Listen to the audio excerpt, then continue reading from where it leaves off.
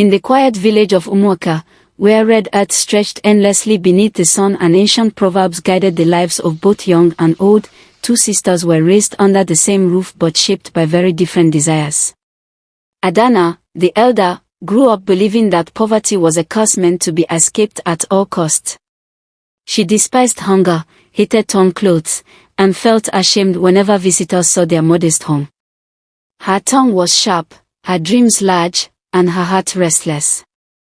Nkiru, her younger sister, was her opposite in every way. She was gentle, patient, and deeply rooted in humility, finding dignity in honest work and peace in simple living. When their parents died and survival became their responsibility, hardship exposed their true natures even more clearly. Adana complained bitterly, blaming fate and the gods for her suffering, while Nkiru accepted each day quietly, trusting that life unfolded according to purpose. When men began coming to seek their hands in marriage, Adana rejected every poor suitor with laughter and mockery, declaring openly that she would never marry hunger or suffering. She dreamed only of wealth, comfort, and admiration. Nkiru shocked the entire village when she accepted Obina, a quiet farmer known not for riches, but for honesty, patience, and respect for the land.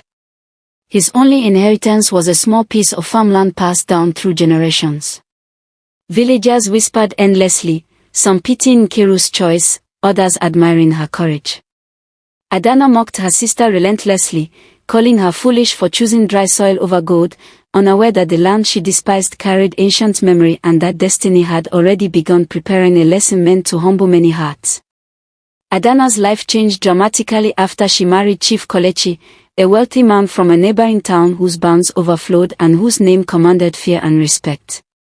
Her bride price was lavish, her wedding extravagant, and her departure from Umuaka was celebrated with envy and admiration.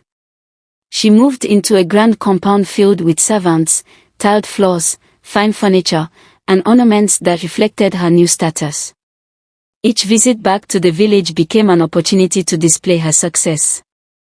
Wrapped in expensive fabrics and shining jewelry, she laughed loudly at Nkiru's mud house and Obina's modest farm, mocking the smell of soil on her sister's hands and sneering at the cracked hole leaning against the wall. She questioned how anyone could survive such a small life and mocked village traditions as beliefs meant only for the poor. Nkiru responded with gentle smiles, serving her sister food with respect, never answering insult with insult.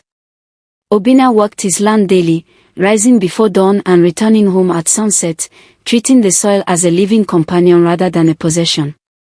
At night, he and Nkiru prayed together, not for wealth or power, but for peace, strength, and enough rain to survive. Adana dismissed such prayers as foolish, believing money alone could shield her from hardship. She trusted wealth more than ancestors and comfort more than humility, unaware that unseen forces do not bow to arrogance. Then came the year the sky refused to open. Rain delayed far beyond its season, and the earth hardened beneath relentless heat. Crops withered across Umuaka, leaves curled like dying fingers, rivers shrunk into muddy scars, animals weakened, and hunger crept into homes like a silent spirit. The elders gathered beneath the sacred Iroko tree, consulting the oracle and offering sacrifices, yet the clouds remained stubbornly clear. Fear spread as food became scarce and desperation took root. Even wealthy households felt the pressure as prices rose and uncertainty deepened. Arguments broke out in homes, and hope thinned with each passing day. In Obina's compound, life grew harder, yet he refused to abandon his ways. Each morning, he poured libation onto the soil, whispering prayers taught by his father, words of gratitude, respect, and remembrance. Nkiru stood beside him faithfully, her belief unshaken even as hunger tested her strength. Villagers mocked him quietly, asking if he believed dry land could hear human voices. Some laughed, others shook their heads in pity. One early morning, however, Nkiru noticed something unusual beneath her bare feet. The soil on their farm felt cool and soft, unlike the cracked ground elsewhere. It felt alive, as though it remembered water and carried an ancient promise that had never been broken.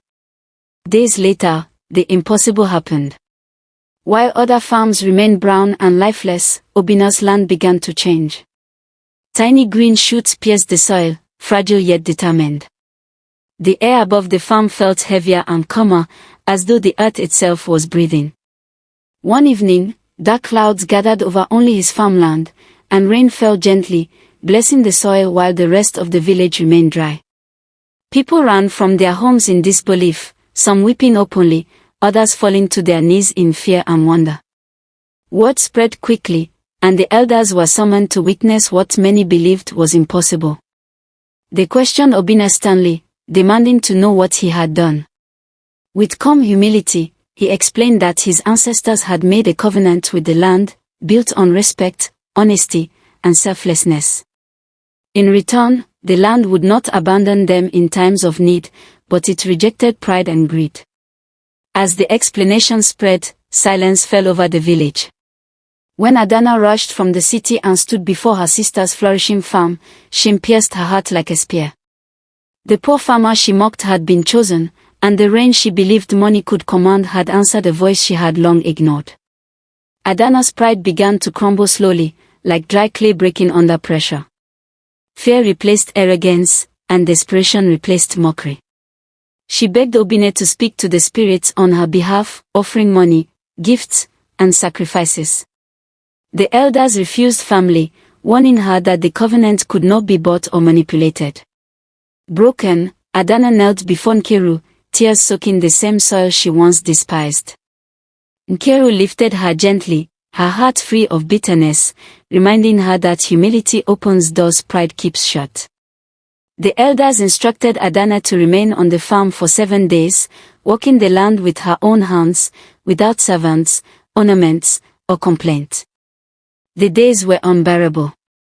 Her soft palms blistered, hunger humbled her, and the sun burned away her arrogance. For the first time, she understood patience, labor, and respect for the earth. She learned that survival carried dignity and that effort carried honor. On the 7th day, clouds gathered across the entire village. Rain fell heavily everywhere. Crops revived, rivers filled, laughter returned, and joyful cries echoed through Umuaka. The drought ended, but the lesson carved into every heart remained far longer than the rain. When Adana returned to her husband's house, she was no longer the same woman. Her voice softened, her laughter quieted, and gratitude replaced mockery.